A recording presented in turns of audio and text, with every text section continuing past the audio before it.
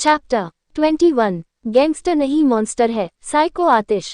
रूही ने अपनी बात कहकर आतिश को देखा जो उसे ही देख रहा था। आतिश ने एक नज़र मिरर में देखकर फिर दोबारा उसे देखते हुए बहुत आराम से उसकी कमर में हाथ डालकर उसे अपने नज़दीक खींचकर उसकी आंखों में देखते हुए उसे स्टूल से नीचे उतारा और फिर कहा, पार्टी 2 दिन बाद है तो 2 दिन बाद पता चला जाएगा। इतना कहकर वो वहां से चला गया। इधर रूही ने अपना सिर हिलाकर कहा, 2 दिन बाद देखते हैं। फिर वो अपना बैग लेकर नीचे आ गई। इधर एक किसी होटल में प्राइवेट मीटिंग चल रही थी जहां पर अभय रानावत, अभिनंदन राठौर और भी बहुत से लोग बैठे हुए थे। वो एक बड़ी टेबल थी जिसकी एक ब्लैक कलर की आलिशान चेयर को छोड़ कर बाकी सब पर कोई न कोई था। वीरेंद्र रानावत भी यहाँ था। इनमें से कुछ तो बिजनेसमैन थे जो इस वक्त राजस्थान में टॉप पर चल रहे थे और कुछ पॉलिटिशियन और ये स्पेड ऑर्गेनाइजेशन से जुड़े हुए थे जो डार्क वर्ल्ड से बिलोंग करती थी, जिसका दबदबा पूरे राजस्थान में था क्योंकि ये पूरे राजस्थान में माफिया को कंट्रोल करती थी और इसका प्रेसिडेंट था एस इक्का रिपर यानी कि एआर। कुछ लोगों को लगता था कि एआर का मतलब आतिश रानावत है, लेकिन ऐसा नहीं था। एआर का मतलब आतिश रानावत नहीं बल्कि एस रिपर था। स्पेड से जुड़े लोग उसे एस नाम से ही बुलाते थे और यहाँ से बाहर निकलते ही वो सबके लिए आतिश बन जाता था, ये जानते हुए भी कि वो ही स्पेड का प्रेसिडेंट है। उसके खिलाफ कोई कुछ नहीं कर पा रहा था। उन्हीं में से एक ने अभिनंदन राठौर और अभय रानावत को देखते हुए कहा, हम इसके गुलाम नहीं है कि जो वो कहेगा हम करेंगे। जिसे उसने मारा है वो सिर्फ उसके लिए नहीं हमारे लिए भी काम करता था। ऐस अपनी मनमानी कर रहा है और ये सही नहीं है। उसकी बात सुनकर अभय दादाजी ने कहा, तो क्या चाहते हो तुम लोग? स्पेड से बगावत करना चाहते हो? तो उस शख्स ने कहा, मुझे लगता है कि हमें स्पेड का प्रेसिडेंट बदल देना चाहिए। वैसे भी स्पेड का प्रेसिडेंट बनने के लिए आलोक भी तो है, वीरेंद्र का पहला बेटा। ये कहकर उसने वीरेंद्र जी की तरफ देखा। वही बाकी सब उसकी बात सुनकर खामोश हो गए। तभी अभय दादाजी ने कहा, तुम कुछ भूल रहे हो। उनके इतना कहते ही उस रूम में एक शख्स दाखिल हुआ। ब्लैक पेंट, ब्लैक इनर के ऊपर ब्लैक लॉन कोट जिस पर पीछे लगी कैप उस शख्स के आधे चेहरे को ढक रही थी। ब्लैक शाइनी बूट जिसके एक तरफ गन लगी थी तो दूसरे में तेज धार का चाकू की अगर रख भी दो तो निशान छोड़ जाए। उसका चेहरा वहां मौजूद किसी को नजर नहीं आ रहा था और न ही किसी ने उसके चेहरे की तरफ अपनी नजर घुमाई क्योंकि सबका ध्यान उसके हाथों ने ले लिया था जो इस हद तक खून में रंगे थे कि वो सफेद कपड़ा जिससे वो अपने हाथ साफ कर रहा था वो लाल हो चुका था। ये ही था एस जिसे लोग ऐसे ही जानते थे, अंधेरे में रहना शौक था उसका। जितने भी उसे जानते थे उसके साइकोपन से सब डरते थे। उसके दिमाग का कोई भरोसा नहीं था क्योंकि वो कब कहाँ क्या कर जाए ये खुद उसके फरिश्ते भी नहीं जानते। ऐसे यानी कि आतिश के पीछे युग और दक्षिण भी थे। दक्षिण के हाथ में अब भी बैंडेज थी। आतिश ने वो कपड़ा अपने एक बाउंसर को पकड़ाया, फिर एक हाथ से अपनी कैप को उठा दिया। अब जाकर उसकी सुनहरी आंखें नजर आई थी और वो सुनहरी नजरें जैसे ही सबकी तरफ घूमी तो वहां सबके दिलों में भारीपन आ गया और दहशत का माहौल बन गया। आतिश वही आकर उस चेयर पर बैठ गया। उसे देखकर वो सब एक दूसरे को देखने लगी। युग और दक्षिण उसके पीछे जाकर खड़े हो गए। आतिश का उनके सामने आना उनके लिए किसी डरावने सपने से कम नहीं था, लेकिन फिर भी सब अपने इमोशन को छुपाकर उसे देख रहे थे। तभी अभिनंदन ने कहा, ऐसा इनका कहना है कि तुम्हारे भाई आलोक को प्रेसिडेंट बन जाना चाहिए। उनकी बात सुनते हुए आतिश पीछे चेयर से अपनी पीठ लगाते हुए एक पैर के ऊपर दूसरे पैर पर रख कर बैठ गया। उसके कंधे तक आते बाल इस वक्त माथे पर बिखरे हुए थे। एक ही पल में वो हैंडसम और खतरनाक दोनों ही लग रहा था। आतिश ने उस शख्स को देखा तो उस शख्स ने कहा, ऐस तुम्हें वकुल व्यास को नहीं मारना चाहिए था, तुमने उसे मारकर सही नहीं किया। उसकी बात सुनकर आतिश ने वाइन से भरी बोतल उठाकर वाइन को गिलास में डाला और तभी उसके साथ आए सभी बाउंसर ने अपनी गन लोड करी और उस शख्स की तरफ पॉइंट कर दी। इधर आतिश ने अब तक वाइन से भरा गिलास उठा लिया और उसे गोल गोल घुमाते हुए उस शख्स की तरफ देखने लगा तो वही उस शख्स ने चौंक कर उसके बाउंसर को देखा और फिर खड़े होकर आतिश से कहा, एस ये गलत है, तुम हर बार अपनी मनमानी नहीं कर सकते तुम। तभी एक आवाज आई जो गिलास के टूटने की थी और जिसका इशारा समझते ही उसके सभी बाउंसर ने बिना देर किए एक साथ उस पर कई बार फायर किया और पूरी मैगजीन खाली कर दी। उस शख्स को तड़पने भर का मौका भी नहीं मिला और वो वापस अपनी चेयर पर गिर गया। उसका सीना गोलियों से छलनी कर दिया गया था। न जाने कितनी ही गोलियां लगी थी उससे। बाकी सब अपनी जगह पर खड़े हो गए। आज से पहले बीच मीटिंग में किसी ने ऐसा नहीं किया था। सबके सब अपनी सांस रोककर खड़े थे। खुद वीरेंद्र रानावत भी हैरान थे। वही अभय और अभिनंदन ने एक दूसरे को देखा। वो जानते थे कि आतिश ऐसा ही कुछ करेगा। बगावत करने वालों की तो वो लाश भी नहीं छोड़ता। तभी आतिश के एक बाउंसर ने आगे आकर उस शख्स को घसीटते हुए वहां से ले गया। खून की धार फर्श पर बनती जा रही थी। आतिश ने अब दूसरे गिलास में वाइन ली, तभी सांसों की आवाज थोड़ी तेज हो गई और ये महसूस करते हुए ही आतिश के चेहरे पर धीमी टेढ़ी मुस्कुराहट आ गई। लोगों को डरता देखना उसका सबसे पसंदीदा शौक था। हाँ, सिर्फ शौक था। उसने फिर वो गिलास उठा लिया और फिर उसे पीते हुए अपनी कर्कश और सर्द आवाज में कहा, कोई और सवाल? तो उनमें से एक पॉलिटिशियन ने कहा, नहीं, हमें तो कोई दिक्कत ही नहीं थी। तो आतिश ने उसे देखा और फिर एक उसी हल्की सी टेढ़ी मुस्कुराहट के साथ कहा, स्मार्ट मैन। फिर वो अपनी पीते हुए उठा और वहां से चला गया। बाकी सब उसके जाने के बाद गहरी सांस लेने लगे। उनमें से किसी एक ने धीरे से कहा, ये गैंगस्टर नहीं मॉन्स्टर है। इधर रूही कॉलेज कैंटीन में बैठी थी, उसके साथ रुद्री, अनंत और मिहिर भी थे। रुद्री ने खोए हुए लफ्जों में बोला, यार कल तो मैं बहुत डर गई थी कि पता नहीं हमें खाना मिलेगा भी या नहीं, मगर फाइनली तेरी वजह से हम कल भूखे नहीं मरे। वैसे मुझे नहीं पता था कि आतिश भाई तुझसे इतना प्यार करते हैं। उसकी बात सुनकर रूही ने उसे देखकर चिढ़कर कहा, कोई प्यार व्यार नहीं करते, उन्होंने मुझसे खुद कहा है। तो अनंत ने कहा, तूने पूछा था? इस पर रूही ने हाँ मैं सिर हिला दिया। तभी मिहिर उसकी बात सुनकर बोला, प्यार नहीं करते तो रूबी आंटी पर गन चला दी, अगर प्यार करते होते तो क्या करते? उसकी बात सुनकर एक पल के लिए वो सब सोचने पर मजबूर हो गए। फिर रुद्री ने अपना सिर झटकते हुए कहा, अरे नहीं करते तो जो जाएगा, तू है भी तो कितनी प्यारी। रूही ने उसकी बात पर कुछ खास तवज्जो नहीं दी और चुपचाप अपना बर्गर खाने लगी, क्योंकि घर पर तो ये सब मिलने से रहा। तभी रुद्री ने कहा, लेकिन एक बात है। उसके रुकने पर उन तीनों ने अपनी नजरें उस पर बना ली। तभी रुद्री ने कहा, तुम्हारी रोमांटिक लाइफ तो बिल्कुल बकवास चल रही होगी। अब तू ठहरी अखंड अनरोमांटिक इंसान, और भाई भी इतनी उम्र पर भी सिंगल थे, तो उन्हें तो रोमांस का ABCD भी नहीं आता होगा। उसकी बात सुनकर रूही के गले में बर्गर अटक गया और वो खांसने लगी। रुद्री की बात उसे हजम नहीं हुई। वो अनरोमांटिक थी, ये बात सच थी, लेकिन आतिश अनरोमांटिक था, ये बात कोई उससे पूछे? ये बात आखिर वही जानती थी, क्योंकि रोज वो ही सफर करती थी। अनंत ने रूही से कहा, आराम से खा ले, तेरा बर्गर कोई उठाकर नहीं ले जा रहा है। फिर उसने उस पानी दे दिया। रूही पानी पीकर वापस अपना बर्गर खाने लगी। अब वो धीरे धीरे अपना बर्गर खाने लगी और उसके दिमाग में एक बार फिर कल रात की याद ताज़ा हो गई, जिस वजह से उसका चेहरा कुछ लाल हो गया, जिस पर किसी ने ध्यान नहीं दिया। वो सब कैंटीन से वापस आए तो उन्हें ग्राउंड से कुछ आवाजें आने लगी। वो चारों वहां चले गए। ग्राउंड में एक लंबा चौड़ा लड़का खड़ा था। उसने एक ब्लू तो शर्ट और ऊपर से व्हाइट जैकेट पहनी हुई थी, वहीं नीचे एक ब्लू जीन्स पहनी हुई थी। चेहरे पर एक टेढ़ी मुस्कुराहट थी। ये इस कॉलेज का एक पॉपुलर और काफी हैंडसम स्टूडेंट था, अरशद प्रताप सिंह। ये प्रयाग के एक फेमस बिजनेसमैन समर जय का इकलौता बेटा था। कुछ तो जवानी का जोश था और कुछ पैसे की अकड़ भी, इसलिए अरशद एक बिगड़ैल रही से ज्यादा था। ये रूही की क्लास में ही था और रूही से बहुत चिढ़ता था और रूही भी इससे बहुत चिढ़ती थी। इन चारों की नज़र जैसे ही अरशद पर पड़ी तो उन लोगों की आंखों में गुस्सा उतर आया। वो फिर से जूनियर को परेशान कर रहे थे। उन्हें रैगिंग से कोई प्रॉब्लम नहीं थी, क्योंकि आजकल रैगिंग हर जगह होती थी। प्रॉब्लम लिमिट क्रॉस करने में थी। किसी को इमोशनली फिजिकली हर्ट करना रैगिंग नहीं है, और ये लोग कभी कभी वही करते थे, जिस बात से रूही को प्रॉब्लम थी। अरशद अपने दोस्तों के साथ खड़ा जूनियर पर हंस रहा था। तभी उनमें से एक लड़की ने कहा, ये तुम लोग गलत कर रहे हो, हमें तुम्हारे किसी सवाल का जवाब नहीं देना, हमें बस यहाँ से जाना है। उसकी बात सुनकर अरशद ने कहा, ओ रियली? तो अब एक जूनियर हम सीनियर को सिखाएगी। तभी कहीं से एक आवाज आई, जूनियर न सही लेकिन एक सीनियर तो सीनियर को सिखा सकती है।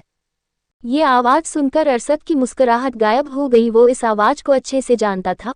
उसने मुड़कर देखा जहां रूही खड़ी थी। उसने रूही से कहा, तुम फिर से आ गई, कितनी बार कहा है मैंने तुम्हें कि मेरे काम के बीच दखल मत दिया करो। इस पर रूही ने उसे घूरते हुए कहा, और मैंने भी कहा था तुमसे कि तुम ऐसे काम मत किया करो कि मुझे दखल देनी पड़े। फिर उसने जूनियर की तरफ देखा और कहा, क्या हुआ, यहाँ क्यों खड़े हो? क्लास नहीं लेनी है? चलो सब अपनी क्लास में। रूही की बात सुनते ही सारे जूनियर भागते हुए अंदर चले गए। अरशद उसे गुस्से से देखते हुए बोला, तुम्हें मुझसे क्या प्रॉब्लम है मदर टेरेसा? हाँ। तो रूही ने उसे एक स्माइल देते हुए कहा, मदर टेरेसा हूं ना, इसलिए तुम्हारी इन हरकतों से प्रॉब्लम है। मैंने पहले भी कहा था तुमसे रैगिंग एक लिमिट में रहकर करो, किसी फीलिंग्स मत हर्ट करना, लेकिन तुम तो जैसे ढीठ इंसान हो, बात समझ में नहीं आती तुम्हें। रूही और अरशद की लड़ाई पूरे कॉलेज कैंपस में फेमस थी। कोई भी स्टूडेंट इस ड्रामे को मिस नहीं करना चाहता था। उन दोनों का गुस्सा भी सेम लेवल का था, और एक बार लड़ाई शुरू हो गई तो फिर कई उन्हें शांत नहीं करा सकता था, सिवाय प्रोफेसर गोस्वामी के, जिनसे पूरा कॉलेज डरता था। वो बहुत स्ट्रिक्ट प्रोफेसर थे। रूही की बात सुनकर अरशद के पीछे से एक लड़की आकर बोली, कम ऑन रूही, अरशद तुम्हें कुछ कहता नहीं है, इसका बहुत फायदा उठाती हो तुम। तभी रुद्री ने कहा, बस तुम्हारी कमी थी वो भी पूरी हो गई मिस वन टाइम गर्लफ्रेंड। तो वो लड़की यानी कि आलिया पटेल अपने दांत पीसते हुए बोली, जस्ट स्टॉप इट, मैं अरशद की पहली और आखिरी गर्लफ्रेंड हूँ। तो रुद्री ने मुस्कुराते हुए कहा, तुमसे पहली जो थी न उसे भी कुछ ऐसा ही लगता था, क्यों है न अरशद? तो अरशद उसे गुस्से से घूरने लगा और उसकी तरफ बढ़ा था कि तभी रूही ने उसके सीने पर हाथ रखकर उसे पीछे की तरफ धक्का दिया और कहा, दूर।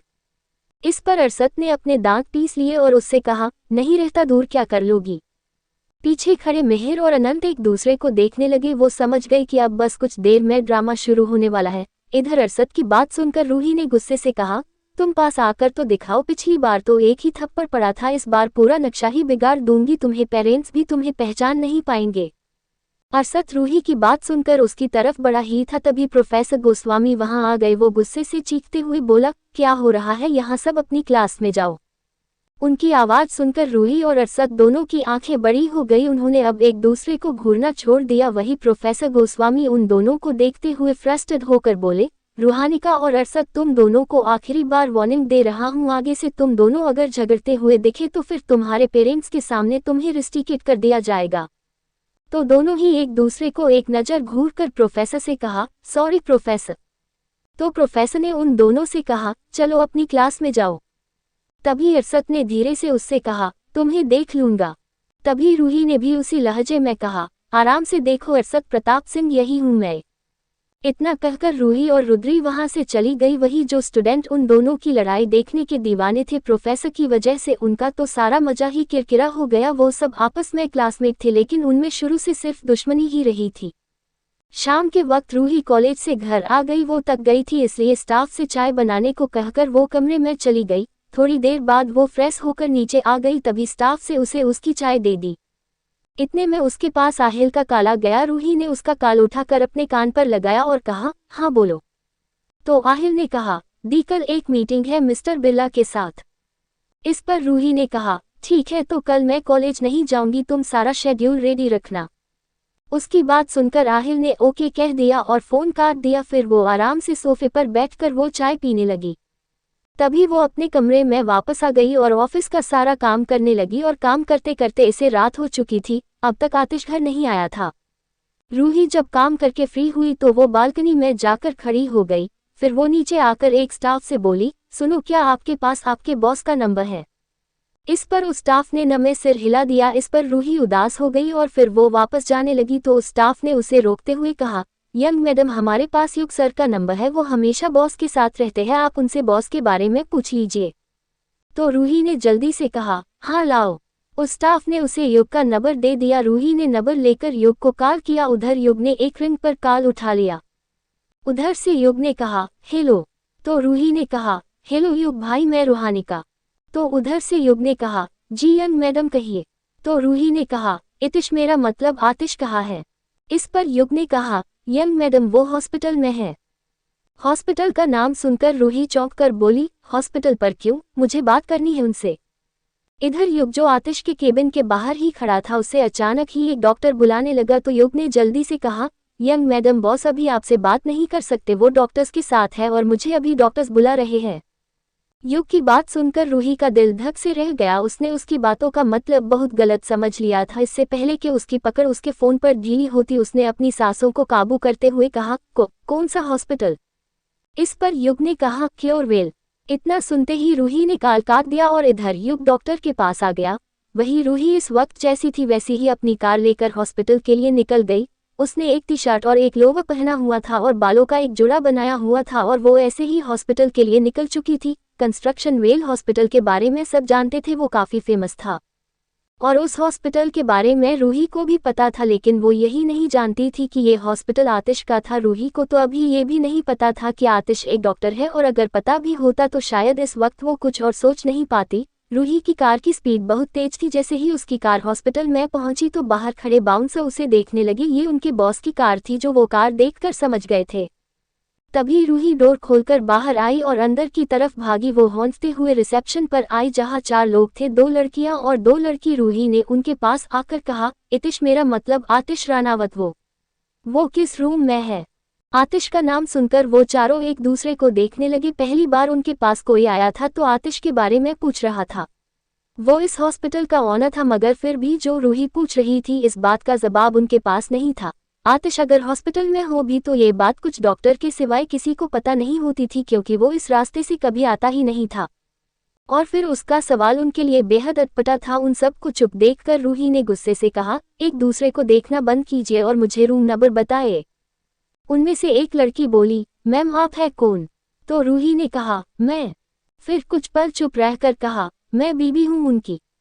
उन चारों को थोड़ी हैरानी हुई। वो कुछ कहती उससे पहले ही कुछ बाउंसर वहां आ गए। वो रूही से बोले, यंग मैडम हमारे साथ चलिए। रूही उनके साथ चली गई और वो चारों बस हैरानी से उन्हें जाता देखता रह गए। इस हॉस्पिटल के टॉप फ्लोर पर एक केबिन में आतिश अपनी चेयर के पास खड़ा हुआ था। वो एक फाइल देख रहा था। उसके आसपास दो डॉक्टर खड़े थे, जिनमें से एक अजीत और दूसरे विपुल थे। आतिश रिपोर्ट पढ़ रहा था। उसका चेहरा इस वक्त बेहद सीरियस था। तभी उसके केबिन का डोर खुला। उन दोनों डॉक्टर्स की नज़र भी उस तरफ ही घूम गई, लेकिन इससे पहले कि वो सामने खड़े शख्स की एक झलक भी देख पाते, आतिश की आवाज़ ने उन्हें जमने पर मजबूर कर दिया। नजरें नीचे। आतिश की नज़र अभी भी रिपोर्ट पर थी। वो अनजान नहीं थी कि सामने रूही खड़ी थी और वो क्यों आई थी, उसे सब पता था। युग ने उसे रूही की कॉल आने की बात कही थी और उसके साथ सारी बात भी बताई थी।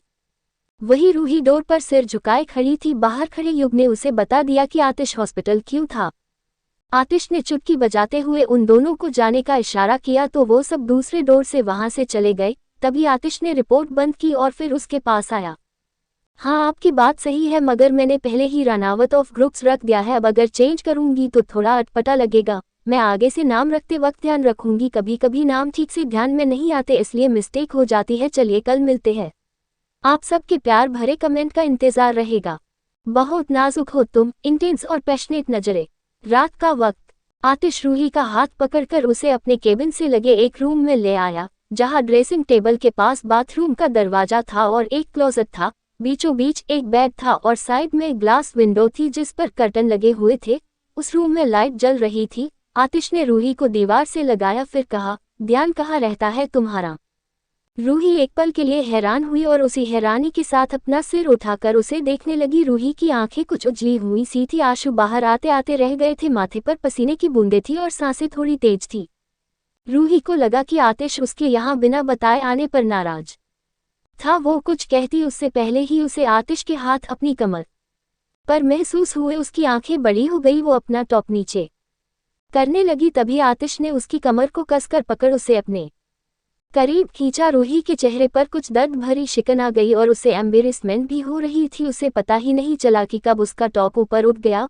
उसे हॉस्पिटल आने की इतनी जल्दी थी कि उसने खुद पर ध्यान भी नहीं दिया और अब जाकर उसे आतिश के कहने का मतलब समझ आया था। इधर आतिश गुस्से से अपने दांत पीसते हुए उसे देख रहा था। रूही ने अपनी घबराती नजरों से उसे देखा, जो लगभग उसे जिंदा निगलने के इरादे से देख रहा था। रूही को इसकी सुनहरी आंखें देखकर भी डर लग रहा था। उसने कहा, मैंने ध्यान नहीं दिया।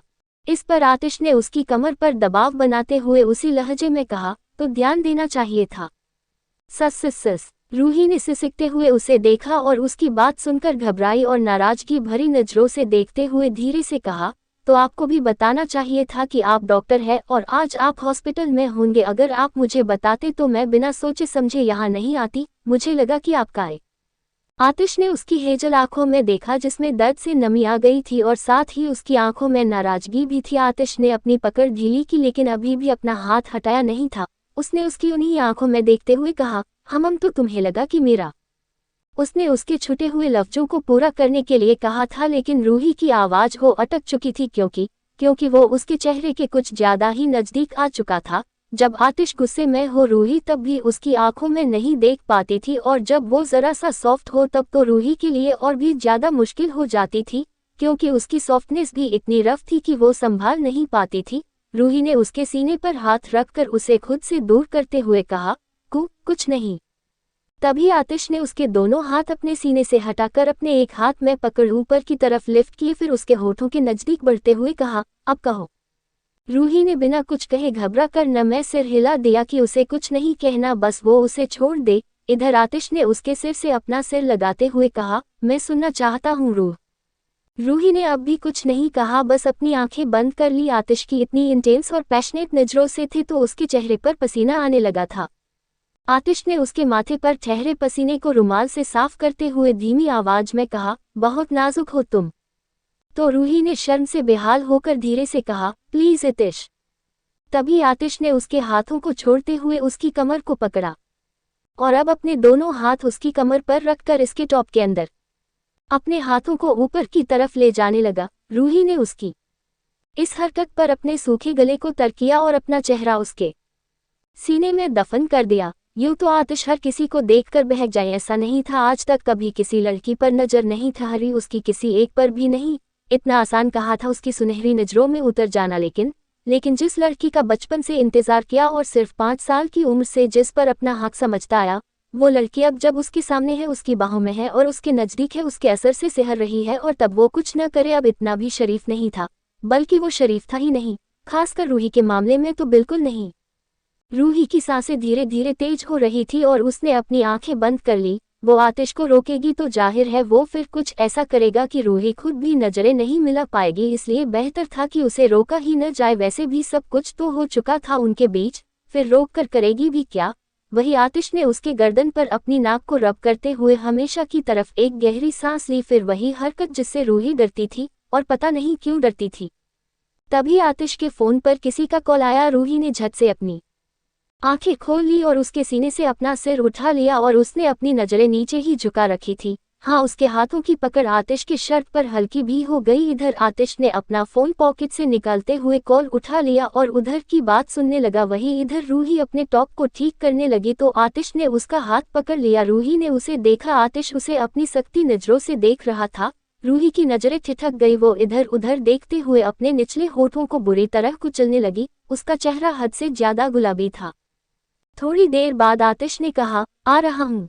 फिर उसने कॉल काट करके रूही की कमर से हाथ हटा दिया और उसका टॉप खुद ही सही कर दिया। फिर रूही वहां से जाने लगी। तभी आतिश ने उसकी कलाई पकड़ ली तो रूही ने कहा, मुझे घर जाना है। इस पर आतिश ने कहा, कहीं नहीं जाओगी तुम। उसकी बात सुनकर रूही ने कहा, लेकिन मैं यहाँ क्या करूँगी। तो आतिश ने उसे देखते हुए कहा, आने से पहले सोचना चाहिए था। इतना कहकर वो चला गया और रूही इस खाली कमरे को ताकने लगी। इधर आतिश ऑपरेशन रूम में आया जहां सारे डॉक्टर पहले ही रेडी थे। उसने अपने मुंह पर मास्क लगा रखा था और हाथों में सर्जिकल ग्लव्स पहने हुए थे। उसके आते ही नर्स डॉक्टर सब एक तरफ हो गए थे। ये वही केस था जिसके बारे में युग ने आतिश को बताया था। थोड़ी देर में ऑपरेशन शुरू हो चुका था। लगभग 6 घंटे की लंबी सर्जरी के बाद आतिश अजीत और विपुल के साथ रूम से बाहर आया। रूम के बाहर डिप्टी सीएम की पूरी फैमिली थी। वो आतिश की तरफ बढ़े थे कि आतिश वहां एक पल भी नहीं रुका और अपने ग्लव्स उतार कर आगे बढ़ गया तो वही अजीत और विपुल उन लोगों से मिलने लगे। आतिश अपने केबिन से लगे कमरे में आया जहां उसने रूही को छोड़ा था। रूही बेड के क्राउन से अपना सिर टिकाए अपनी गोद में पिलो को पकड़े सो रही थी। आतिश पहले वॉशरूम गया, फिर चेंज करके रूही के पास आया और उसे अपनी बाहों में उठाते हुए बाहर ले आया। इस हॉस्पिटल में एक पर्सनल पार्किंग थी जिसे आतिश यूज करता था और यहाँ सिवाय आतिश के बाउंसर के दूसरा कोई नहीं होता था, इसलिए आतिश अगर हॉस्पिटल में हो भी तो ये बात किसी को पता नहीं चलती थी। पार्किंग में सारी उसी की कार खड़ी थी। आतिश उनमें से एक कार के पास आया तो एक बाउंसर ने आगे आकर पीछे की कार का डोर खोल दिया। उसने रूही को उसमें बैठाया, फिर दूसरी तरफ से आकर खुद बैठ गया और आगे ड्राइवर ने कार आगे बढ़ा दी। उसके पीछे और 4-5 कार दौड़ने लगी। बस कुछ ही देर में वो लोग हवेली पहुंचे। रात के 2 बज रहे थे, इसलिए सब कुछ सुनसान था। आतिश के गार्डन से सांपों की आवाज आ रही थी जो सन्नाटे में थोड़ी तेज थी। आतिश रूही को दोबारा अपनी बाहों में लेकर अपने कमरे में आ गया और फिर रूही को बेड लेटा कर फिर अपनी शर्ट उतार कर उसी के पास लेट गया। उसने रूही को अपनी दोनों बाहों के बीच मजबूती से जकड़ लिया कि अगर रूही चाहे तो भी नहीं हिल सकती थी। और रूही वो तो आराम से गहरी नींद में सोई हुई थी। शायद अब आतिश की इन तेज पकड़ की उसे आदत लग रही थी। सुबह का वक्त, दादाजी अपने कमरे में थे तभी उनके पास किसी का कॉल आया। उन्होंने फोन उठाया तो उधर से रतन पुरोहित ने कहा, हुकुम, कुछ बात करनी थी। तो दादाजी ने कहा, हाँ बोलो रतन। इस पर रतन ने कहा, आतिश को मैं रूही की विल देना चाहता हूँ जो इरा जीजी ने बनाई थी। इस पर दादाजी ने कहा, ठीक है, एक काम करो, कल पार्टी है, तुम वही सारे पेपर लेकर आ जाओ। तभी उधर से रतन जी ने कहा, आप अपने पोते से पूछ लीजिए, उसे कोई परेशानी तो नहीं है। उसकी बात सुनकर दादाजी कुछ पल चुप रहकर बोले, रतन मैं जानता हूँ कि तुम्हें आतिश से प्रॉब्लम है, लेकिन मेरा यकीन करो वो वीरेंद्र का खून जरूर है मगर वीरेंद्र जैसा नहीं है। इस पर रतन जी ने गहरी सांस लेकर कहा, जानता हूँ कि वो सिर्फ वीरेंद्र रानावत का बेटा नहीं है बल्कि चांदनी रानावत का खून भी है और मुझे आतिश से प्रॉब्लम नहीं है, वैसे भी एक न एक दिन तो ये होना ही था। उसकी बात सुनकर दादाजी ने कहा, क्या मतलब क्या होना था?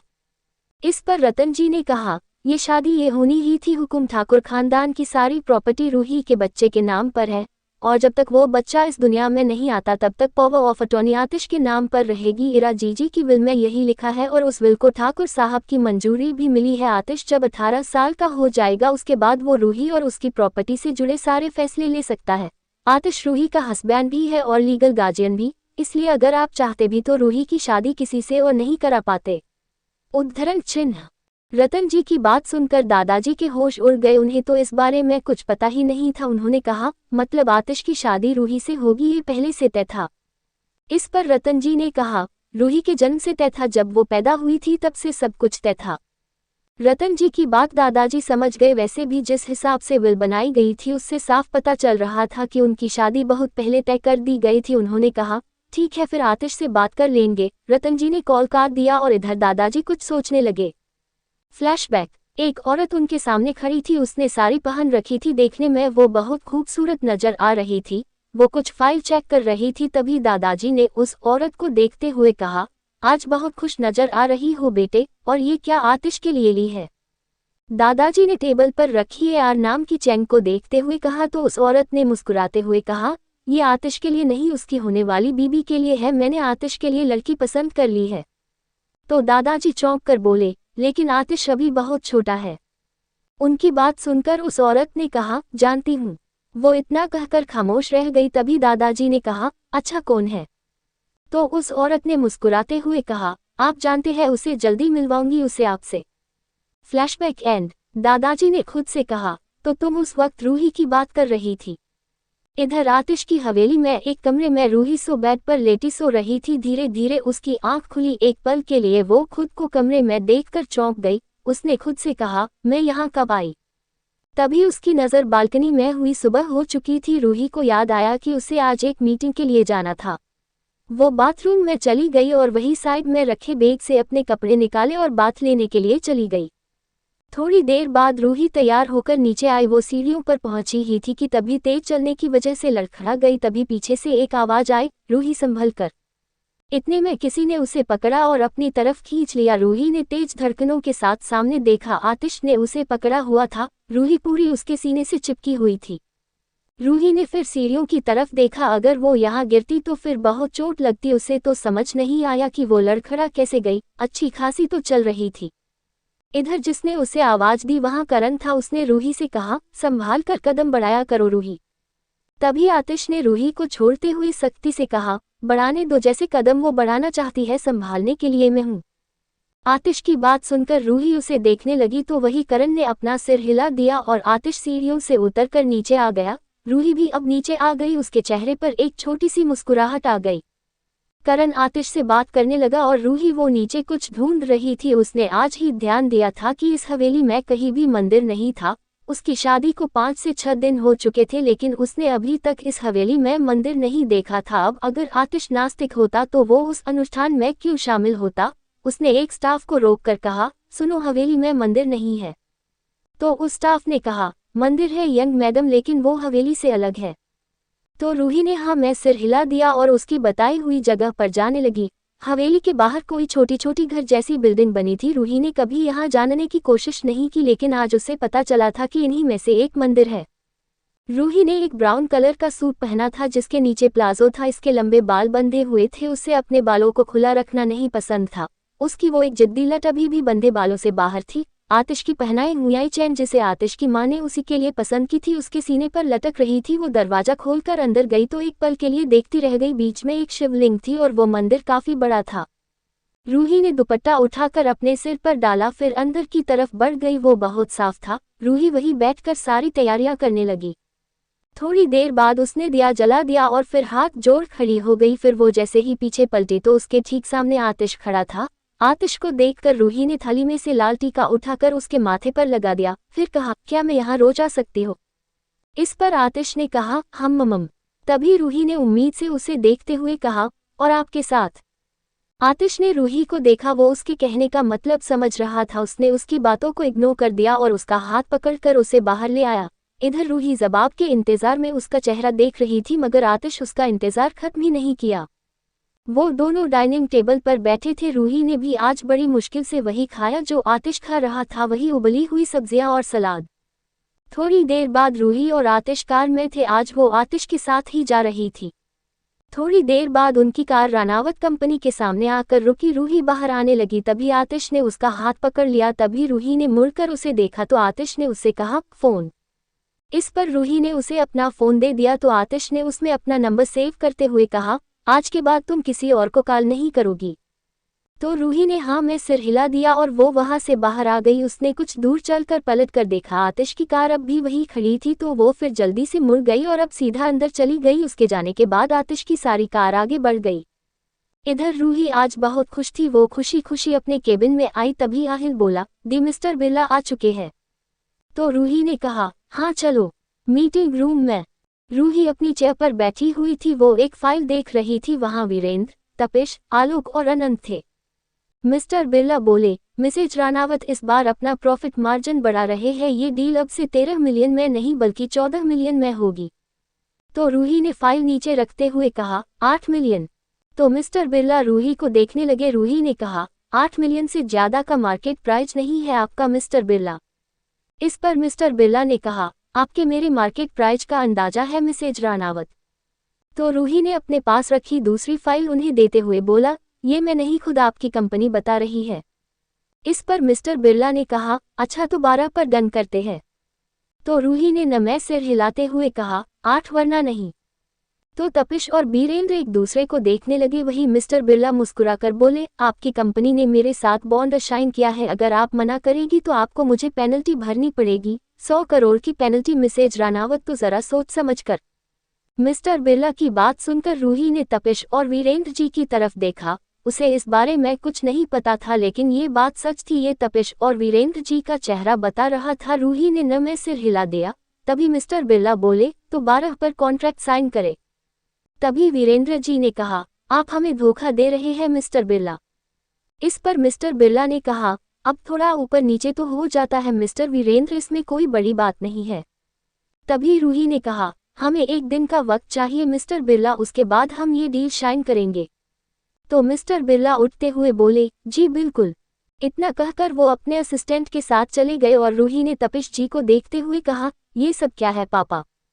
तो तपिश जी ने कहा, वो हमारे बहुत पुराने क्लाइंट है रूही, काफी सालों पहले बॉन्ड साइन हुआ था, पहले चांदनी भाभी थी, सब संभाल लेती थी उनके जाने के बाद।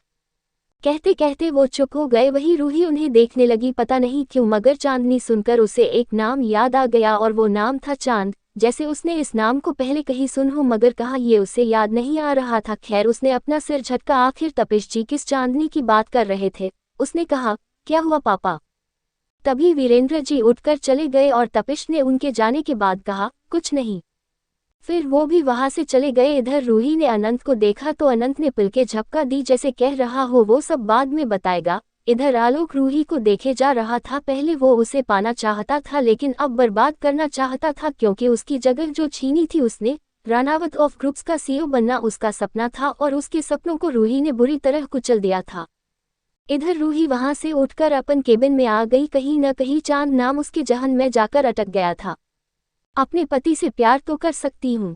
सुबह का वक्त, रूही मीटिंग से आकर अपने केबिन में बैठी थी लेकिन उसका ध्यान अपने काम में नहीं थी। उसके चेहरे पर एक शर्मीली सी मुस्कुराहट बनी हुई थी। आज उसके दिमाग से आतिश निकलने का नाम ही नहीं ले रहा था। रूही ने अपने सिर पर हाथ पर रख कर कहा, उफ रूही क्या हो गया है तुझे, काम पर फोकस कर। फिर वो वापस फाइल को देखने लगी। तभी उसे आज सुबह आतिश की कही बात याद आ गई।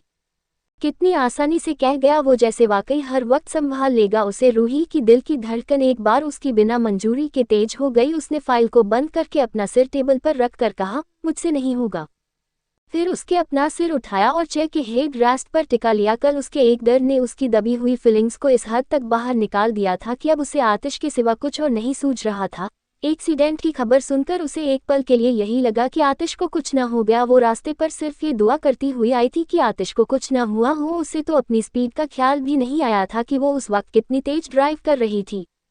एक बार फिर उसके आंखों के सामने आतिश के साथ बिताए पल घूमने लगे थे। उसके होठों पर भीनी भीनी सी मुस्कुराहट बनी हुई थी। नफरत, हाँ, यही एक फीलिंग थी जो वो आतिश के लिए रखती थी। उसके नाम से उसे सिर्फ चीड़ होती थी, लेकिन आज उसके नाम से उसका चेहरा चमक रहा था।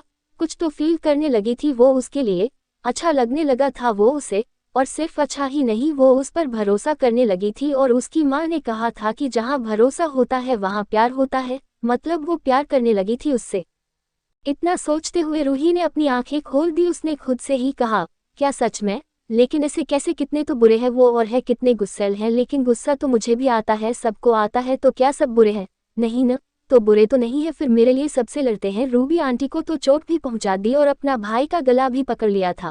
मैंने शायद उन्हें गलत समझ लिया। आतिश बुरे नहीं है। कल तक जिस इंसान की बुराई करते उसकी जुबान नहीं थकती थी, आज रूही उसी की तारीफें करी जा रही थी। अजीब होते हैं हम, जब कोई हमें पसंद नहीं आता तो उसकी अच्छाई भूल जाते हैं, और जब कोई पसंद आ जाए तो उसकी बुराई भूल जाते हैं। रूही का भी कुछ यही हाल था। आतिश में चाहे हजार बुराई हो, लेकिन वो अब उसे नजर नहीं आएंगी। हालांकि एक बात कॉमन थी कि रूही के दिमाग में पहले भी आतिश का कब्जा था, और आज भी, और अब आगे भी रहेगा।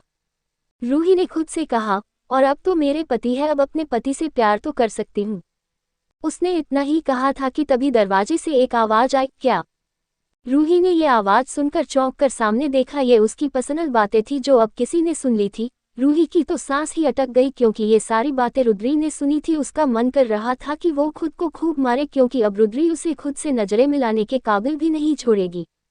इधर रुद्री हैरानी से रूही को देख रही थी। उसने अंदर बढ़ते हुए कहा, ये मैंने क्या सुन लिया तुझे? यानी कि रूहानिका जी को मेरे भाई से प्यार हो गया है? ओह गॉड, कहीं मैं सपना तो नहीं देख रही हूँ?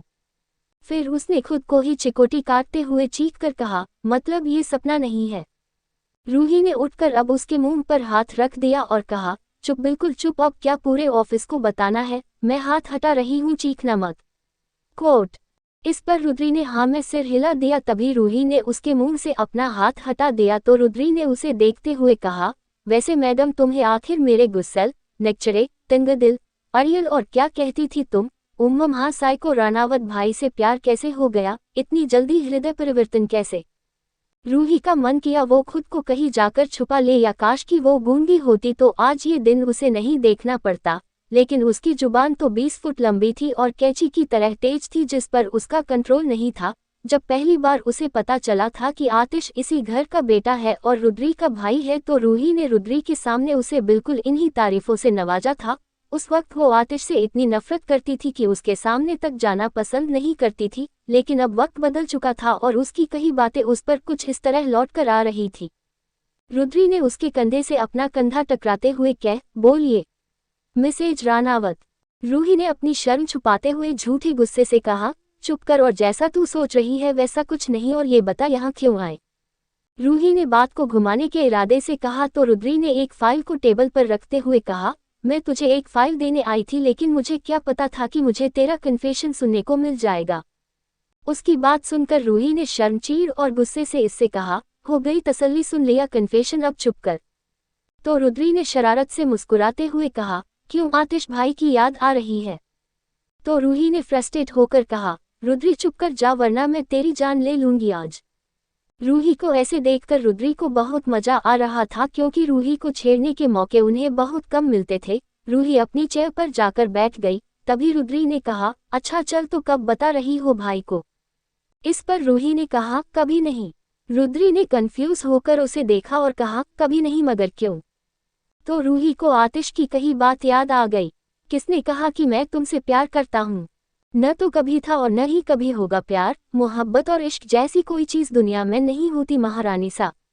रूही ने यही सारी बातें रुद्री को बता दी तो रुद्री उसे देखने लगी, जो कुछ निराश नजर आ रही थी। रूही ने एक फाइल उठा ली और उसे देखने लगी। तभी रुद्री ने कहा, ये भाई बहुत गलत कर रहे हैं, वो ऐसे कैसे कह सकते हैं कि उन्हें तुझसे प्यार कभी नहीं होगा? तभी रूही ने फाइल को तेजी से पटकते हुए कहा, वही तो पता नहीं तुम्हारे भाई को क्या चाहिए। हक जता सकते हैं, भरोसा कर सकते हैं, लेकिन प्यार नहीं कर सकते। वो इस दुनिया की सबसे अजीब इंसान है, खड़ूस। तंग दिल, अड़ियल, गुस्सेल, नेक्चरे और साइको है तुम्हारा भाई। रूही एक सांस में बोलती चली गई और गुस्से से उसे देखने लगी। वही रुद्री उसके अचानक गुस्सा करने पर सिमट कर बैठ गई। जब वो शांत हुई तो रुद्री ने उसे पानी दिया। रूही ने पूरा पानी पी लिया और गिलास टेबल पर रख दिया। तभी रुद्री ने कहा, रूही तू इन चीजों पर अपना गुस्सा क्यों निकाल रही है? तुझे तो अपने गुस्से का सही इस्तेमाल करना चाहिए। इस पर रूही ने उसे देखा तो रुद्री ने कहा, तुझे तो भाई को अपने प्यार का एहसास कराना चाहिए। अब भाई है तो इंसान ही, फीलिंग्स तो उनमें भी होंगी, तुझे उन फीलिंग्स को बाहर लाना होगा। तो रूही कुछ सोचते हुए बोली, ऐसा हो सकता है? तभी रुद्री ने कहा, बिल्कुल हो सकता है। उसकी बात सुनकर रूही ने बेचैन होकर कहा, लेकिन मैं करूंगी क्या? इस पर रुद्री ने कहा, मेरे पास एक आइडिया है। तो रूही उसे एक्साइटेड होकर देखा। तभी रुद्री ने कहा, तू भाई अपने हाथों का जादू दिखा, मतलब अपने हाथ का टेस्टी खाना खिला। किसी ने कहा आदमी के दिल का रास्ता उसके पेट से होकर गुजरता है। इस पर रूही ने उसे घूरते हुए कहा, तुझे कुछ ज्यादा ही जानकारी नहीं है इस बारे में। रूही उसकी नजरों को देखकर हड़बड़ा गई और एक लंबी सी मुस्कुराहट के साथ बोली, नॉलेज है बहन, नॉलेज। तो रूही ने सिर हिलाते हुए कहा, ठीक है मैं ट्राई करती हूँ। शाम का वक्त, रूही की कार हवेली आ रही थी। अंदर की तरफ गुजरते हुए उसकी नज़र हवेली के बाहर लिखे नाम पर गई जहां निर्वाणा पैलेस लिखा था। फिर रूही ने अपनी नजरें हटा ली। उसकी कार अंदर आकर रुकी। रूही उतरकर अंदर आ गई और इधर सारी कार वापस दूसरे रास्ते से घूमती हुई आगे बढ़ गई। रूही अपने कमरे में आ गई। उसने अपने कपड़े बदले, फिर वो किचन में आ गई। रूही ने एक सिंपल टॉप और नीचे लोवर पहना हुआ था और अपने लंबे बालों को खोलने की जहमत उसने नहीं की थी। वो किचन में आए और एक शेफ से कहा, काका आपके बॉस को खाने में क्या पसंद है? इस पर उस शेफ ने कहा, बॉस को green vegetable soup, Greek salad और। तभी रूही ने उन्हें रोकते हुए कहा, रहने दीजिए, उन्हें हरी घासों के सिवाय कुछ पसंद नहीं है। समझ गई हूँ मैं। अब रूही बाहर डाइनिंग टेबल पर आकर बैठ गई और परेशान होकर बोली, अब क्या करूं? इस इंसान की पसंद भी ऐसी है कि अगर चाहे भी तो भी कोई इन्हें इम्प्रेस न कर पाए। भला इन उबली हुई सब्जियों से कोई किसी को कैसे इम्प्रेस कर सकता है? अब वो सोचने लगी कि वो क्या कर सकती है। तभी उसे कुछ याद आया और वो वापस किचन में आ गई। सारे शेफ उसे देखने लगे। तभी रूही उन सभी से मुस्कुरा कर कहा, आज खाना मैं बनाऊंगी, आप सब बस मेरी हेल्प कर दीजिए। सब ने उसकी बात पर अपना सिर हाँ में हिला दिया। रूही ने अपना काम शुरू कर दिया। AR pharma industry. इस चमचमाती हुई इमारत के नीचे काफी अंदर तक एक लैब बनी थी जो बहुत ही प्राइवेट थी, जिसके बारे में बहुत ही कम लोग जानते थे। इसी लैब में इस वक्त आतिश था। आतिश ने एक वाइट कोट पहना हुआ था। उसके हाथ में एक कांच की पतली लंबी सी शीशी थी जिसे उसने थोड़ा सा घुमाकर एक दूसरे सॉल्यूशन में मिक्स कर दी। इसी लैब में एक तरफ एक लड़की बैठी हुई थी। उसने भी आतिश की तरह वाइट कोट पहना हुआ था। उसके कंधे तक आते काले बाल थे। दिखने में वो भी बहुत खूबसूरत थी। उसके चेहरे से मैच्योरिटी झलक रही थी। उसके आंखों पर स्पेक्टेक्ल्स लगे थे। वो कंप्यूटर के सामने बैठी थी और तेजी से अपने हाथ कीबोर्ड पर चला रही थी। और कुछ साइंटिस्ट भी वहाँ थे, लेकिन आतिश के पास कोई नहीं था। वो अकेला अपना काम कर रहा था। वहाँ सारे काम इतने खामोशी से हो रहे थे कि इतने लोगों के होने का पता नहीं चल रहा था। और ये सब कुछ आतिश की वजह से, क्योंकि उसे जरा भी शोर पसंद नहीं था। तभी वो लड़की उठकर आतिश के पास आई। वो एक रिपोर्ट आतिश के सामने रखने को हुई तो आतिश ने अपना हाथ दिखा दिया और 2 उंगलियों से पीछे होने का इशारा किया तो वो चुपचाप 3-4 कदम पीछे होकर सिर झुकाकर खड़ी हो गई। तभी वहाँ युग और करण आ गए। उस लड़की की नजरें करण पर चली गई और वो उसे देखने लगी। ब्लू पेंट और व्हाइट शर्ट में करण सीधा उसके दिल में उतर रहा था। उस लड़की के चेहरे पर एक मुस्कुराहट आ गई। उसने फिर उससे अपनी नजरें हटा ली और वो मुस्कुराहट भी अब गायब हो गई और चेहरे पर पहले की तरह सीरियस एक्सप्रेशन आ गए। करण ने आतिश के पास आकर कहा, दादाजी का कॉल आया था, उन्होंने तुम्हें पार्टी में इनवाइट किया है। आतिश की नज़र अब भी अपने सॉल्यूशन पर टिकी थी जो अपना रंग बदल रहा था। इधर करण की एक नज़र उस लड़की पर गई और उस लड़की ने भी उसकी तरफ देखा। कुछ पल वो दोनों एक दूसरे को देखते रहे। तभी करण ने अपनी नजरें हटा ली। रूही का जाना जरूरी है, तुम उसके साथ जाओगे। आतिश के चेहरे पर अब एक तिरछी मुस्कुराहट आ गई। अब ये मुस्कुराहट इस रिसर्च के सक्सेसफुल होने से आई थी या करण की बातों से, ये तो सिर्फ आतिश को पता था। उसने अपने गर्दन को टेडी करते हुए सामने देखते हुए कहा, मासूम बीबी है मेरी, अकेले तो नहीं जाने दे सकता। इतना कहकर उसने तिरछी नजर से करण को देखा, फिर जिसे देखकर करण एक पल के लिए देखता रह गया। उसकी सुनहरी आंखों में पहली बार कोई इमोशन दिखाई दे रहे थे और वो भी उसे सिर्फ एक अजीब सी साइकोनेस दिखाई दे रही थी। इससे पहले कि करण इसे आइडेंटिफाई कर पाता आतिश ने अपनी नजरें हटा ली और वहां से चला गया। उसके जाने के बाद करण ने खुद से कहा, मासूम और रूही। करण रूही का सारा पास्ट जानता था, भले ही रूही की शक से मासूमियत टपकती हो और वो कुछ हद तक सॉफ्ट हार्ट्स भी हो, मगर अपना फायदा उठाने दे इतनी मासूम नहीं थी। दिमाग और गुस्सा दोनों की तेज थी, हाँ इमोशनल भी बहुत थी, लेकिन किसी से भी भिड़ जाती थी, फिर पीछे हटना नामुमकिन। उसे अगर किसी ने हाथ भी लगा दिया तो हाथ तोड़ने लायक ताकत थी उसके पास। और ये सब करण जानता, उसके कॉलेज के किस्से बहुत सुन रखे थे उसने, इसलिए उसे मासूम बुलाने पर उसका इस तरह रिएक्ट करना लाजमी थी। मगर ऐसा तो नहीं था कि आतिश ये सब नहीं जानता था, वो भी सब जानता था और फिर भी उसे मासूम कह रहा था। हालांकि एक बात से वो इनकार नहीं कर सकता था कि रूही उसके सामने मासूम ही रहेगी, फिर चाहे वो किसी की जान भी क्यों न ले ले। निर्वाणा पैलेस। रूही किचन में खड़ी थी, उसके चेहरे पर एक मुस्कुराहट थी और माथे पर मेहनत का पसीना। वो आज बहुत खुश थी। उसने एक बार सारा खाना चेक किया, वो सब हेल्दी था, बहुत कम तेल में बना हुआ, मगर वो सब टेस्टी था। आतिश जो खाना खाता था वो उबला हुआ होता था, मगर ये फ्राई करके बनाया हुआ था। इधर आतिश की कार पैलेस में आकर रुकी और वो अपनी कार से बाहर आया। इधर रूही ने जब कार रुकने की आवाज सुनी तो वो भी बाहर आई।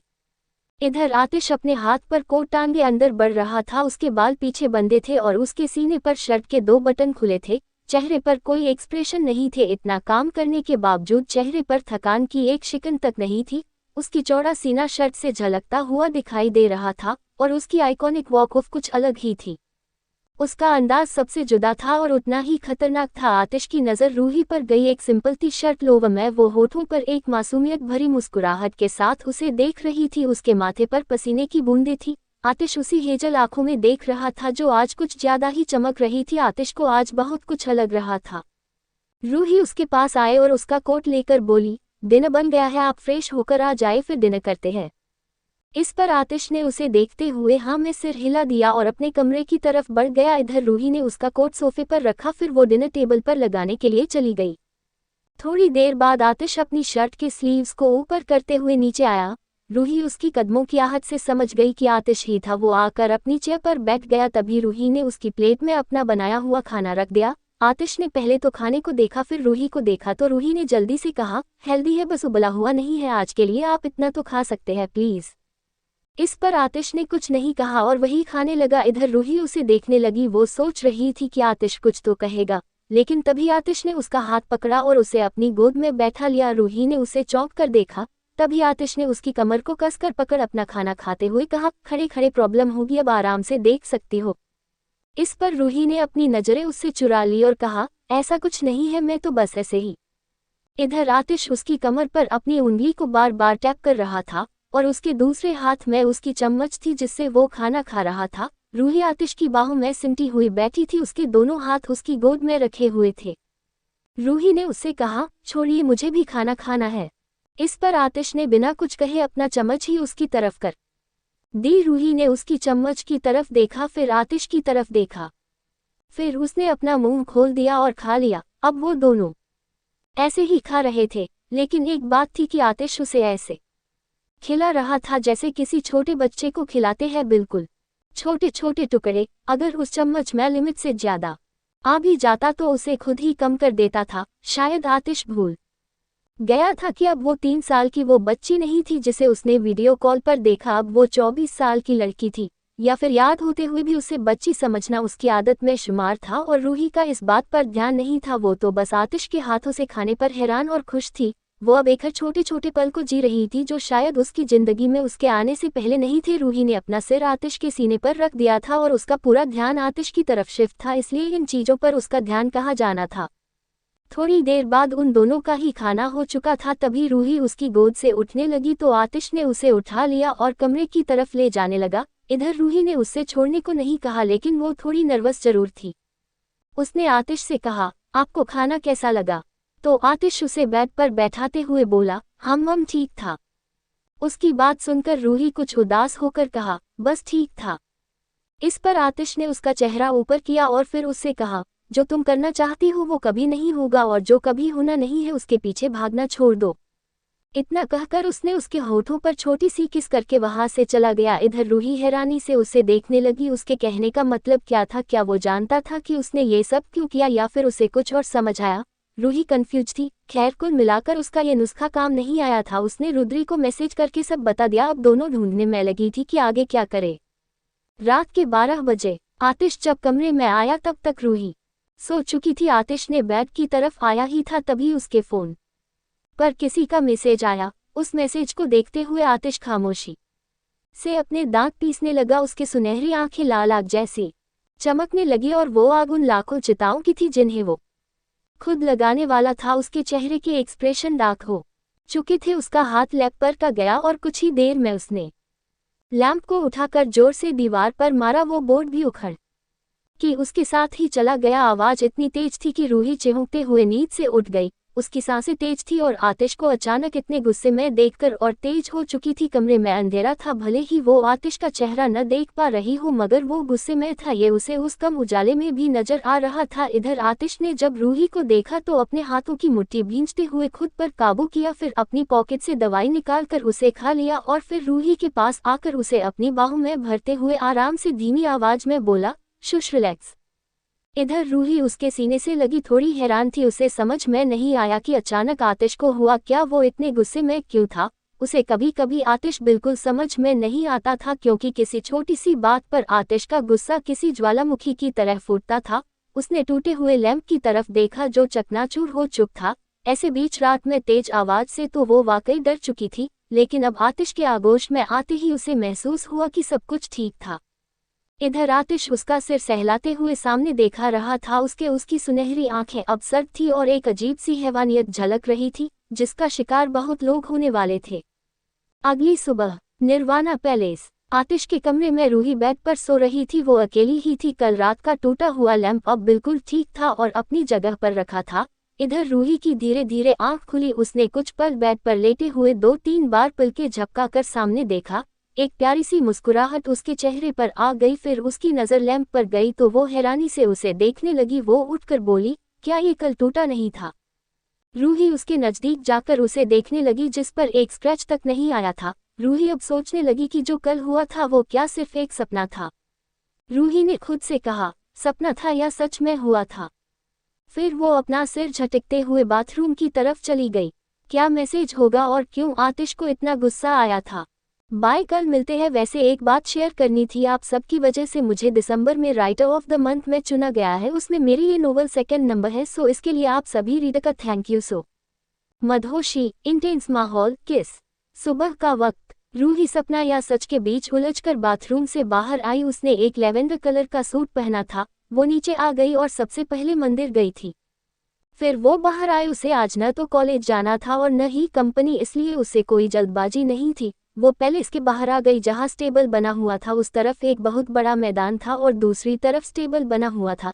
इस बड़े से मैदान में ही आतिश अपने घोड़े के साथ दूर तक दौड़ता हुआ नजर आता था और ये ख्याल आते ही रूही को वो दिख गया, लेकिन उसका घोड़ा आज उसके साथ ही खड़ा था और आतिश भी नीचे जमीन पर खड़ा था। उसके हाथ में उसका टैब था। उसका चेहरा अभी बिल्कुल सीरियस और सर्द था। उसकी सुनहरी आंखें टैब में ही गड़ी थी। रूही ने मुस्कुराकर उसे देखा। वो वहां से वापस आने लगी तभी उसकी नज़र किमाया पर गई। उसने उसकी नज़रों का पीछा किया तो उसे पता चला कि वो आतिश को ही देख रही थी।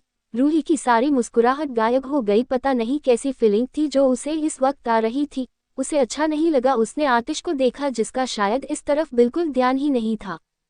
रूही एक गहरी सांस लेकर अपने कदम वापस लेने लगी। वो आतिश की तरफ चली गई।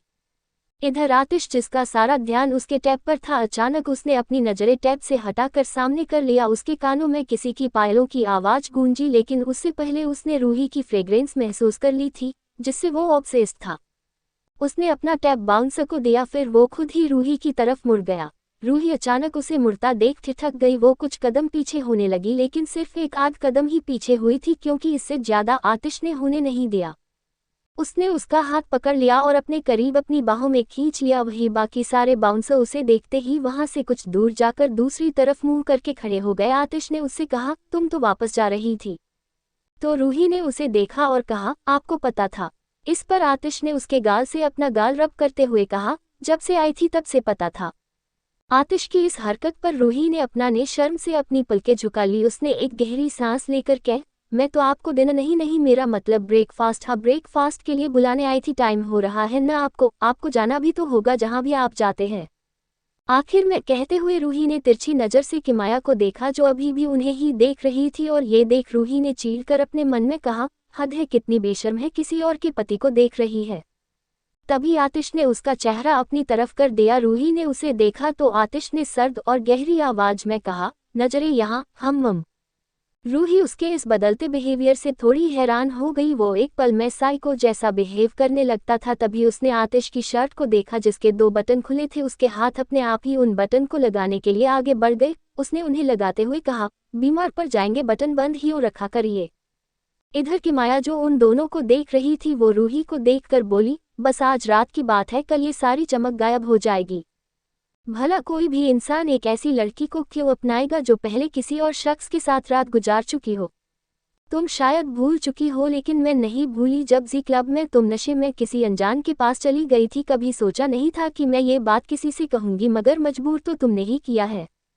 सीईओ रूहानी का आतिश रानावत, मजा आएगा जब आज रात की पार्टी में सवालों के घेरे में खड़ी होगी तुम, और तुम्हारा पति उस वक्त तुम्हारे साथ नहीं होगा। किमाया मुस्कुरा कर रही थी। उसने बहुत कुछ सोचा हुआ था और ये सब वो आज रात को करने वाली थी। रूही के सीईओ बनने पर उसकी मां माया जी बहुत परेशान थी, और इसी परेशानी उन्होंने किमाया के सामने रूही से नफरत के सारे राज खोल दिए थे कि वो क्यों रूही से इतनी नफरत करती थी।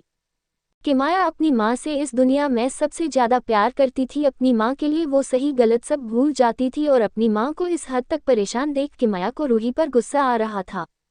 पहली बार उसने अपनी माँ को रोता हुआ देखा था, सिर्फ और सिर्फ रूही की वजह से, और उसके बर्दाश्त की आखिरी हद थी। उसकी रूही से कोई दुश्मनी नहीं थी, लेकिन कहीं ना कहीं वो आतिश को पसंद करती थी, और रूही के साथ आतिश की शादी वाली बात उसके हलक से नीचे नहीं उतर रही थी। मगर इस बात ने उसे इतना मजबूर कभी नहीं किया जितना कि उसे उसकी माँ के आंसुओं ने कर दिया था। किमाया वहां से चली गई। इधर रूही आतिश की पकड़ से निकली और फिर वहां से जाते हुए बोली, जल्दी आ जाना। इतना कहकर वो जल्दी चली गई कि कहीं आतिश उसे पकड़ न ले, क्योंकि अगर उसने पकड़ा तो वो उसे जल्दी नहीं छोड़ेगा। इधर आतिश का ऐसा कोई इरादा नहीं था, क्योंकि फिलहाल वो एक जरूरी काम में मशरूफ था। उसने वापस वो टैब लिया, फिर एक नज़र रूही को देखा जो पैलेस की तरफ जा रही थी, फिर वापस अपनी नजरें टैब पर कर ली। ब्रेकफास्ट के बाद आतिश एआर फॉर्मा चला गया और रूही घर पर ही रही। एआर फॉर्मा इंडस्ट्री टॉप फ्लोर आने वाली एक लिफ्ट ओपन हुई और उसमें से वो लड़की बाहर आई। उसके हाथ में कुछ 2 से 3 फाइल थी। वो कॉरिडोर से होकर एक कैबिन की तरफ गई जो कि युग का था।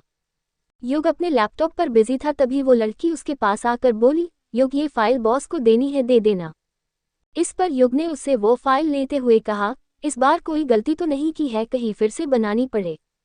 तो उस लड़की ने न में सिर हिलाते हुए कहा, नहीं, एक भी गलती नहीं की है, मैंने खुद 2 से 3 बार चेक किया है, 5वीं बार ये फाइल बना रही हूँ, अब तो इरिटेट भी हो चुकी है वही फॉर्मूले लिखते लिखते। तो युग ने कुछ नहीं कहा और खुद ही चेक करने लगा। तभी उस लड़की ने कहा, वैसे युग, करण सर आज नहीं आए, मैंने आज उन्हें सुबह से देखा नहीं। उसकी बात सुनकर युग ने उसे देखा और फिर उन फाइलों को एक तरफ रखते हुए कहा, गाथा, उसका पीछा छोड़ दो और अपने काम से काम रखो। तो गाथा ने कहा, अपने काम से ही तो काम रख रही हूँ, मुझे पसंद है करण सर, और किसी को पसंद करना गलत बात तो नहीं है। इस पर युग ने कहा, लेकिन तुम उसे पसंद नहीं हो। तो गाथा ने उसे देखकर कहा, और ये तुम्हें कैसे पता? युग ने गाथा की तरफ देखते हुए कहा, क्योंकि वो मेरा दोस्त है। तभी गाथा ने उसे घूरते हुए कहा, और मैं तुम्हारी बहन, वो भी जुड़वा, मेरे बारे में तुम इतना नहीं जानते, जबकि हम बचपन से साथ रह रहे हैं, लेकिन जो सिर्फ कुछ सालों से तुम्हारा दोस्त है उसके अच्छे बुरे के बारे में तुम्हें सब पता है। युग ने अब उसे सीरियस होकर देखा और कहा, ये हमारे काम करने की जगह है और यहाँ मैं तुम्हारा सीनियर हूँ, सो बिहेव योरसेल्फ। तो गाथा ने कहा, आई नो कि तुम मुझे पसंद नहीं करते छोटे भाई, लेकिन इतना रूड होना भी ठीक नहीं है, आखिर बहन हूँ मैं तुम्हारी, क्या तुम मेरे लिए अपने दोस्त से एक बार बात नहीं कर सकते? इस पर युग ने अपने दांत पीसते हुए कहा, छोटा नहीं हूँ मैं, हम में सिर्फ 3 मिनट का फर्क है, और करण से मैं कुछ नहीं कह सकता क्योंकि मैं उसे किसी चीज़ के लिए फोर्स नहीं करना चाहता और न ही किसी को करने देना चाहता हूँ। युग की बात सुनकर गाथा ने उससे कहा, तुम एक बहुत अच्छे दोस्त हो, लेकिन भाई उतने ही बुरे हो, आई हेट यू युग सबरबाल। इतना कहकर वो जाने लगी तो युग ने कहा, मेरी भी कुछ ऐसी फीलिंग है तुम्हारे लिए, I also hate you miss गाथा सबरबाल। गाथा इतना सुनकर वहां से जा चुकी थी। इधर युग वापस से अपने काम में मशरूफ हो गया। रात के वक्त रूही बेड पर बैठी थी और किताबों में अपना सिर मार रही थी। ऐसा नहीं था कि उसे पढ़ना पसंद नहीं था, वो एक अच्छी स्टूडेंट थी, हमेशा प्रोफेसर की नज़रों में रहती थी, मगर फिर भी कभी कभी कुछ कुछ सवालों में वो उलझ जाती थी और फिर उनसे फ्रस्ट्रेटेड हो जाती थी। और इस वक्त भी उसका कुछ यही हाल था। तभी उसका ध्यान टाइम पर गया। 6 बज चुके थे, उसे पार्टी में जाना था। टाइम हो गया, अभी तैयार हो जाती हूँ वरना लेट हो जाऊंगी। इतिश नहीं आए अभी तक, फ़ोन करूँ क्या? छोड़ रूही, रेडी होकर फ़ोन करना, उन्हें तो कितना ही टाइम लगेगा तैयार होने में। ये कहते हुए उसने अपनी बुक बंद की और उन्हें ड्रॉर में रख दिया। वो अपना बैग बाहर ले आई। वो देखने लगी कोई ऐसी ड्रेस जिसे वो पार्टी में पहनकर जा सके, लेकिन ऐसी कोई ड्रेस ही नहीं थी। उसकी कुछ सोच और वो क्लोजेट की तरफ चली गई। वो पहली बार इस तरफ आई थी और जब आई तो देखती रह गई। वो अपनी नज़रें चारों तरफ घुमाने लगी। उसका मुंह हैरानी से खुला रह गया। ये क्या था? रूही आगे बढ़ी। वो क्लोजेट कोई छोटा मोटा नहीं था बल्कि बहुत बड़ा था। सीलिंग पर एक झूमर लटक रहा था जो काफी बड़ा था। उसके बीचों बीच एक सोफा रखा था जिस पर वो आराम से सो सकती थी। सारे कपड़े एक कांच के शीशे में बंद थे और ऐसा क्या था जो वहां था? नहीं, उसकी पहनने की हर की चीज थी, हर एक चीज। वो एक तरफ आकर शीशी उठा देखने लगी थी। वो परफ्यूम था और ऐसे ही कई सारी शीशी थी, लगभग 100 से तो ज्यादा ही होंगी। और उसके एक तरफ उसके लिए हर शेड की लिपस्टिक थी जिन्हें वो 2-3 सालों तक तो आराम से यूज कर सकती थी। रूही ने हैरानी से देखते हुए कहा, अब ये सब क्या है? वो क्लोजेट 2 सेक्शन में डिवाइड था। वो सीढ़ियों से ऊपर चढ़कर आई तो वहां तरह तरह के पर्स थे। रूही इतने सारे पर्स को देखकर बोली, इन्हें तो मैं यूज भी नहीं करती। उसने अपना सिर पकड़ा और फिर नीचे आ गई। तभी उसकी नज़र एक ग्लास विंडो पर गई। वो उस तरफ आ गई। उससे दिखने वाला नज़ारा बहुत अलग था। हरे भरे जंगल के सिवा कुछ नहीं नजर नहीं आ रहा था। वो पूरा क्लोजेट कमरे से छोटा था मगर फिर भी बहुत बड़ा और आलीशान था। रूही की नज़र नहीं हट रही थी।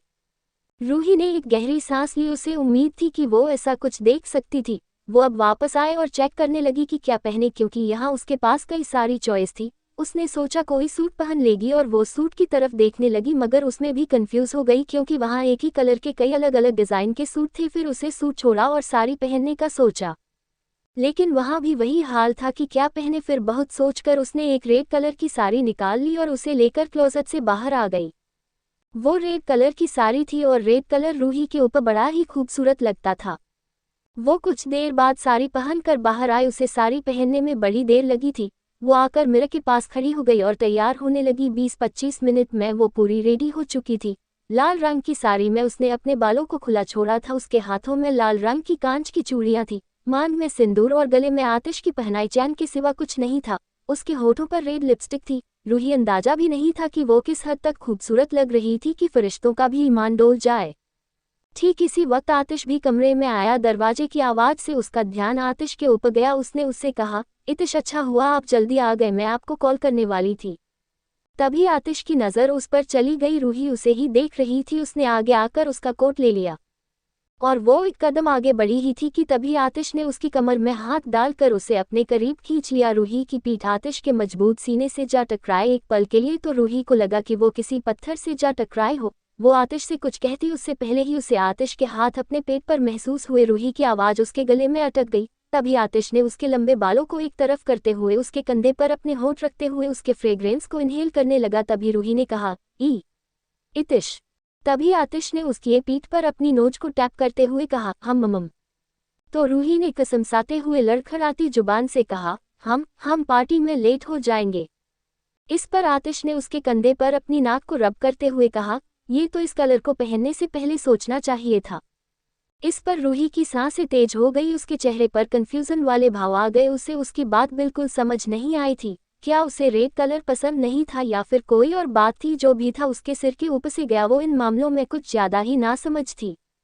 रूही उससे कुछ कहती तभी उसे अपनी पीठ पर आतिश की उंगलियां महसूस हुई जो धीरे धीरे ऊपर बढ़ रही थी। उसके ब्लाउज में कुछ डोरियां लगी थी जो अब उसे खुलती हुई थी महसूस हो रही थी। रूही उसकी तरफ घूम गई। वो तो चौंक गई। उन्हें पार्टी में जाना था और आतिश उसके इरादे ही कुछ और थे। रूही ने उसे देखकर कसमसाते हुए धीमी आवाज में कहा, इतिश हमें पार्टी में जाना है। तभी आतिश ने उसे कसकर पकड़ते हुए उसे पीछे से दीवार से लगाते हुए धीमी और गहरी आवाज में कहा, मेरा मन नहीं है। इतना कहने के बाद उसने रूही को कुछ कहने सोचने का मौका नहीं दिया और उसके चेहरे की तरफ झुककर उसके होठ पर अपने होठ रख। रूही जिस कुछ पल लगे थे समझने में और होश में आते ही वो उसे खुद से दूर करने लगी, लेकिन आतिश उसे बेसब्र होकर चूम रहा था जैसे मानो उसकी प्यास अचानक बढ़ गई हो। रूही के नाजुक होठ इतनी सख्ती बर्दाश्त नहीं कर रहे थे। रूही का पूरा वेट उसके पंजों पर टिका था। अगर आतिश ने न पकड़ा होता तो वो लड़खड़ा जाती। जब कुछ देर बाद आतिश ने उसे छोड़ा तो रूही तेज तेज सांसें लेने लगी। इधर आतिश को रूही के शरीर में तेज सांसों में बढ़ती हलचल करीब आने पर मजबूर कर रही थी। वो तो पहले ही रूही के देखने से भर से बेसब्र हो जाता था, लेकिन उस पर ये लाल रंग तो उसे जुनूनी बना देता था। उसने रूही की साड़ी का पल्लू हटाया और उसकी गर्दन को शिद्दत से चूमने लगा। तभी रूही के फोन की रिंग बजने लगी, जिसे सुनकर रूही उसके सीने पर हाथ रखकर उसे धक्का देने लगी, जिसका जरा भी असर आतिश पर नहीं पड़ा था। लेकिन फिर भी आतिश ने उसकी नाजुक कलाई पकड़ ली। अल्पविराम डॉट। तभी रूही की कांच की चूड़ी टूटकर नीचे गिर गई। आतिश ने उसके उंगलियों अपनी उंगलियों में मिला दिया और उसे दीवार की तरफ पुश करने लगा और दूसरे हाथ से वही पास में टेबल पर रखे रूही के फोन को पानी से भरे जग में डाल दिया, जिसकी स्क्रीन अभी भी चमक रही थी। उस पर दादू लिखा हुआ शो हो रहा था। Grand Radisson hotel. आज ये पूरा होटल बुक था। कंपनी के 25 साल पूरे होने की खुशी में ये पार्टी थी, लेकिन इस कंपनी की सीईओ अभी तक नहीं आई थी। वीरेंद्र जी ने दादाजी से कहा, पार्टी शुरू हो गई पापा, अब तक वो लड़की यहाँ नहीं आई। जिसे वक्त की कदर नहीं, वो हमारी कंपनी की कदर कैसे करेगी। आपने आलोक की जगह रूहानिका को देकर। तभी तपिश जी ने कहा, आलोक की जगह? वो जगह आलोक की कब थी भैया?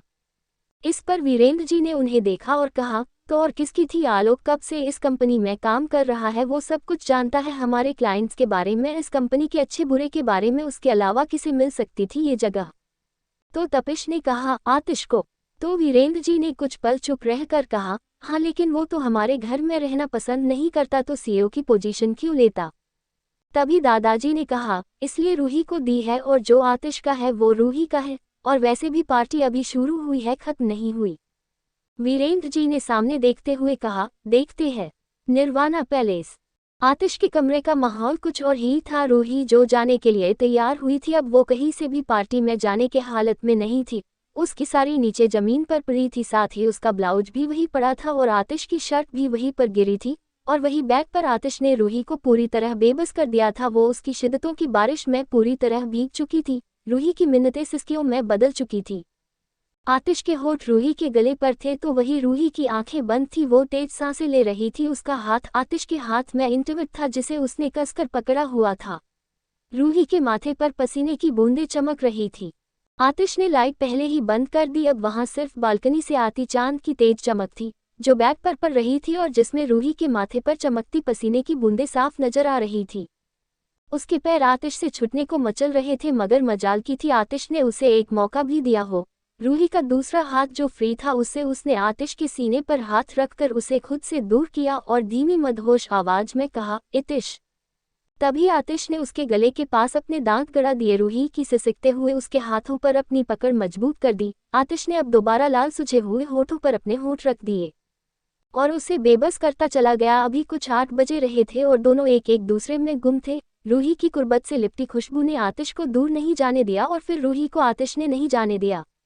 1 घंटा और गुजर गया, लेकिन अभी तक आतिश ने रूही को अपनी मजबूत बाहों से आज़ाद नहीं किया था। वो तो उसमें खोया था कि जैसे उसे किसी चीज का होश ही न हो। इधर रूही का चेहरा इतना लाल था कि लाल रंग भी है शर्मा जाए। दूसरी तरफ होटल में सब रूही और आतिश का इंतजार कर रहे थे। इधर किमया और आलोक भी रूही और आतिश के इंतजार में थे, मगर रूही और आतिश का कोई अता पता नहीं था। दादाजी थोड़े गुस्से में नजर आ रहे थे। रूही ने उनका एक भी कॉल नहीं उठाया। उन्होंने तपिश से कहा, कहाँ रह गए हैं ये दोनों? पार्टी खत्म होने के बाद आएंगे क्या? तो तपिश ने कहा, पापा आते ही होंगे, हो सकता है आतिश का कोई काम आ गया हो इसलिए लेट हो गए हो। उनकी बात सुनकर दादाजी ने कहा, हम हो सकता है, देखते हैं कब तक आते हैं वो दोनों।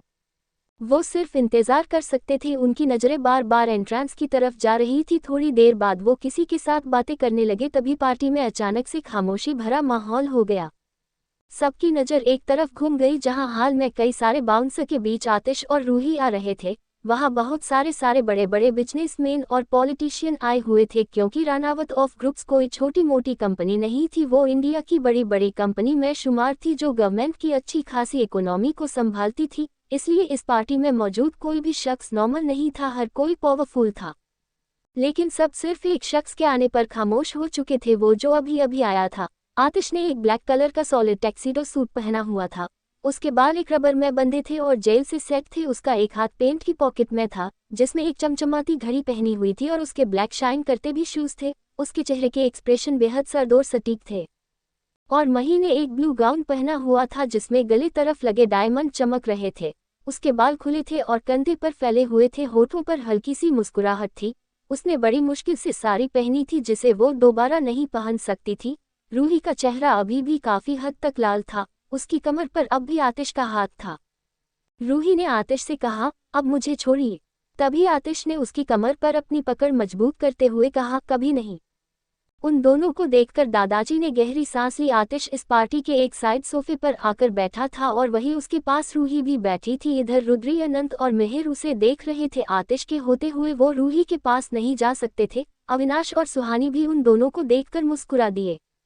सबकी नज़र आतिश और रूही पर बनी थी, जिस वजह से रूही थोड़ी अनकंफर्टेबल हो गई। वो सिमट कर बैठ गई। उसे अपने पास्ट की वजह से किसी का भी घूर कर देखना अजीब लगता था। उसने आतिश के कोट को खींचा तो आतिश ने उसे देखा। तभी रूही ने उससे धीरे से कहा, सब हमें क्यों देख रहे हैं?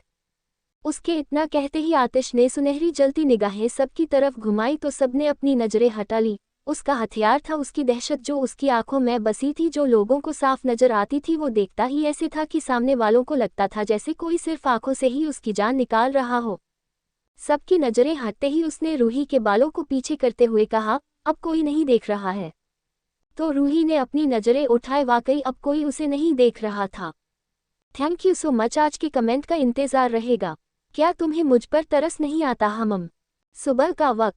आज संगीत था और इस संगीत में मही नहीं जा रही थी। पहले तो उसका खुद ही मन नहीं था और दूसरा कि होटल बहुत दूर था।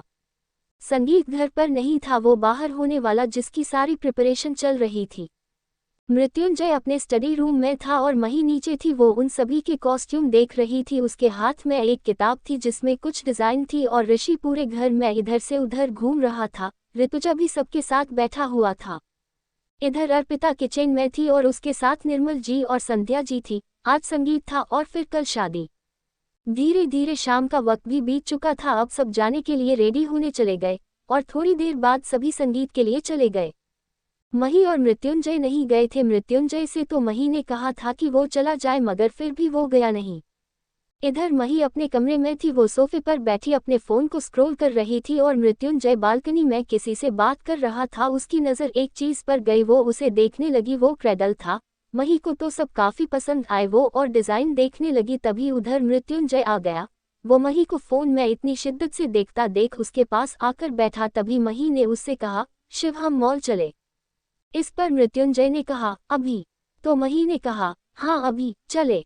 तो मृत्युंजय ने कहा, तुम्हें कुछ चाहिए तो वो यही जाएगा, कहीं जाने की जरूरत नहीं है। इस पर मही ने न में सिर हिलाते हुए कहा, बिल्कुल नहीं, मुझे मॉल ही जाना है, वहाँ बच्चों के कपड़े लेकर आने हैं। मही के बहुत जिद करने पर मृत्युंजय ने हाँ में सिर हिला दिया। दूसरी तरफ होटल में सभी लोग पहुंच चुके थे। वहाँ शीतल और सृष्टि की फैमिली भी थी।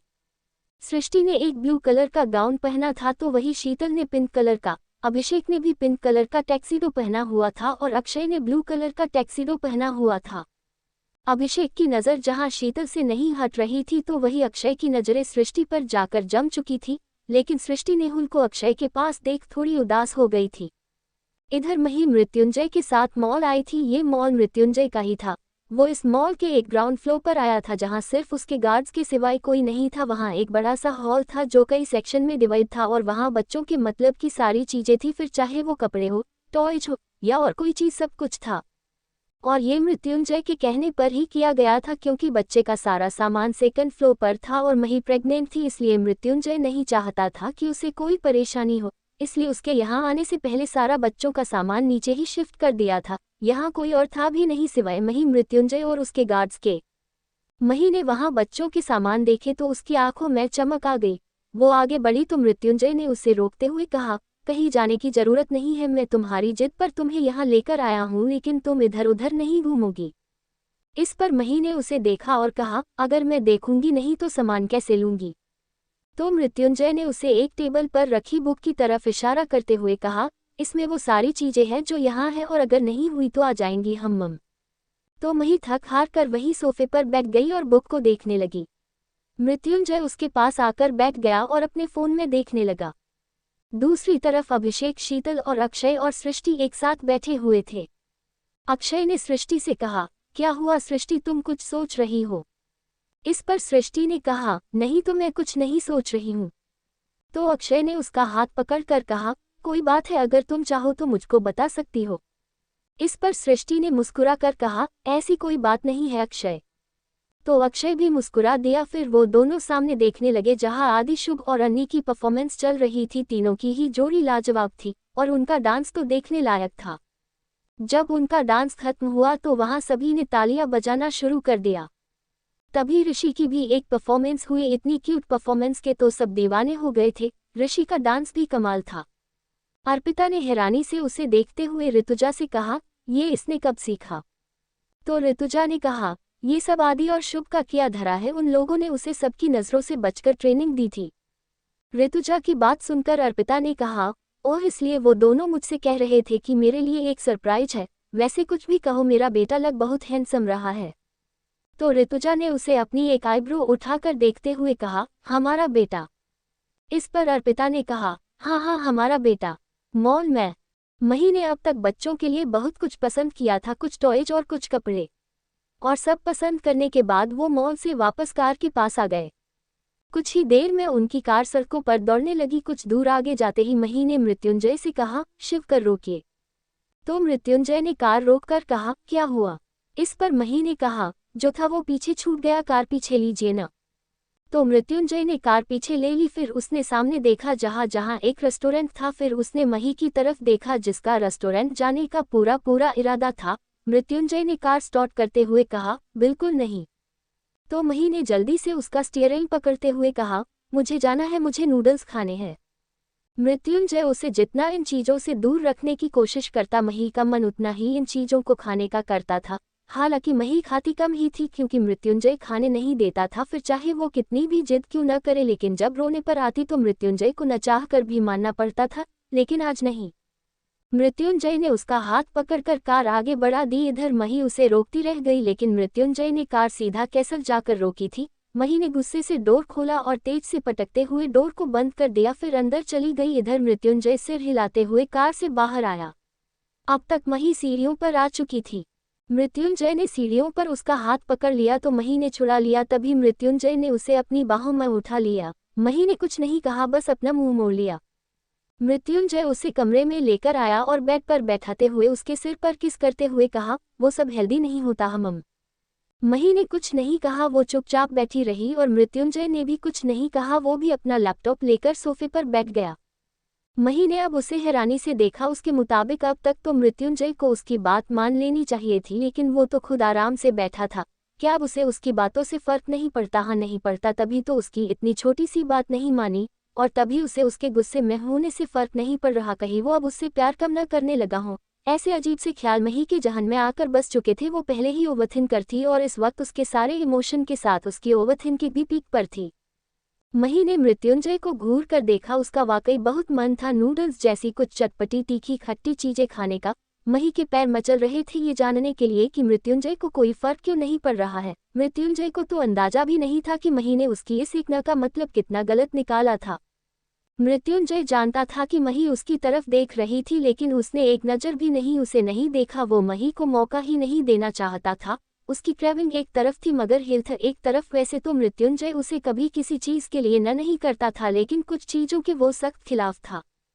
इसी बीच उनके दरवाजे पर किसी की दस्तक हुई। मृत्युंजय ने डोर खोल कर देखा तो एक गार्ड खड़ा था और उसके हाथ में खाने की टेबल थी। मृत्युंजय ने उसे उसके हाथों से ले लिया और उसे मही के सामने लाकर रख दिया। मही ने उसे देखकर गुस्से से कहा, मुझे नहीं खाना।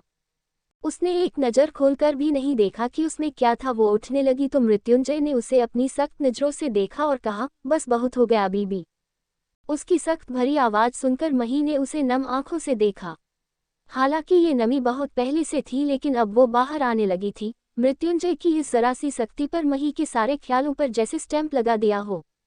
वही मृत्युंजय ने जब उसके आंखों की नमी देखी तो एक अपने जबड़े भींच लिए। उसने गहरी सांस लेकर उसके आंसू पोंछते हुए कहा, क्या तुम्हें मुझ पर तरस नहीं आता हमम?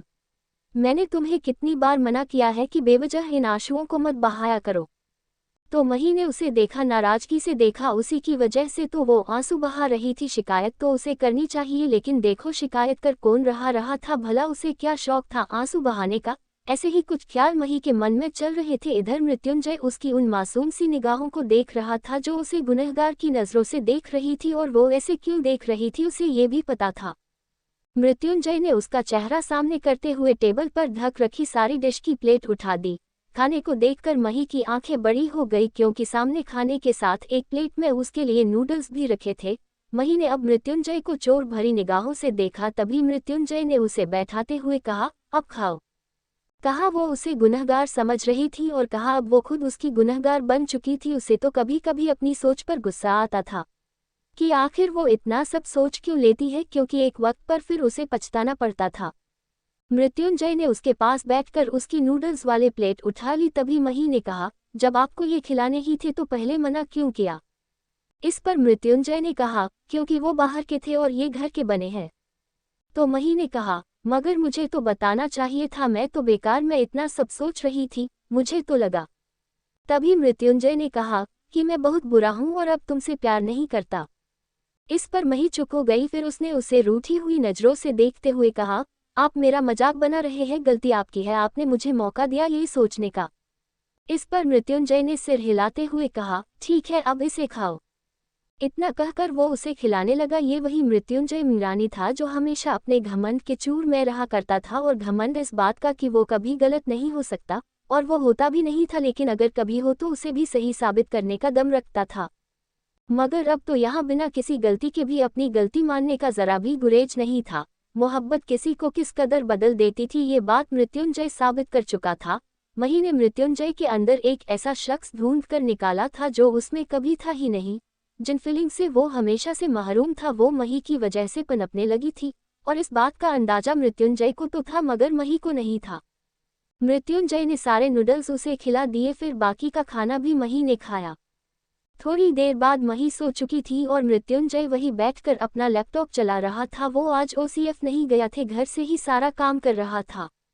कभी कभी उसकी नज़र मही पर चली जाती, लेकिन उसे चैन से सोता देख वापस लैपटॉप पर चली जाती थी, और जैसे ही लैपटॉप पर नजरें पहुंचती तो वो वैसी नहीं होती थी जिनसे वो मही को देखा करता था। मही को देखते वक्त उसकी नज़र में नरमी होती थी, लेकिन लैपटॉप पर जाते ही वो नर्म नजरें कब सर्द नजरों में बदल जाती थी पता ही नहीं चलता था। रात के करीब 12 बजे सब लोग होटल से वापस आए थे। ऋषि बीच रास्ते में ही सो चुका था। अगली सुबह विवान के कमरे में निकिता विवान के सीने पर सिर रखे सो रही थी। कल सभी बहुत थक गए थे, आखिर इतना डांस करने के बाद कौन नहीं थकता था, वो सब भी थक गए थे। विवान और निकिता दोनों ही गहरी नींद में सोए हुए थे। तभी निकिता की आंख खुली, वो उठने लगी तो विवान की भी आंख खुल गई। उसने निकिता से कहा, गुड मॉर्निंग। तो निकिता ने भी मुस्कुराकर कहा, गुड मॉर्निंग। मुझे छोड़ो, विवान उठने दो, सुबह हो गई है। इस पर विवान ने उसे पकड़ते हुए कहा, थोड़ी देर बाद उठ जाएंगे, वैसे भी कल लेट सोए थे। तो निकिता कहा, अच्छा टाइम देख लेने दो। उसने फोन उठाकर देखा, टाइम देखते हुए जो थोड़ी बहुत नींद निकिता को आ रही थी वो भी चली गई। वो चीखकर बोली, 9 बज गए। फिर उसने ब्लैंकेट को फेंका और फोन को दूसरी तरफ फेंका, फिर जल्दी से कहा, 9 बज गए विवान, जल्दी उठो, आज शादी है। ओह गॉड, इतनी देर तक सोते रह गए, नीचे सब उठ गए होंगे।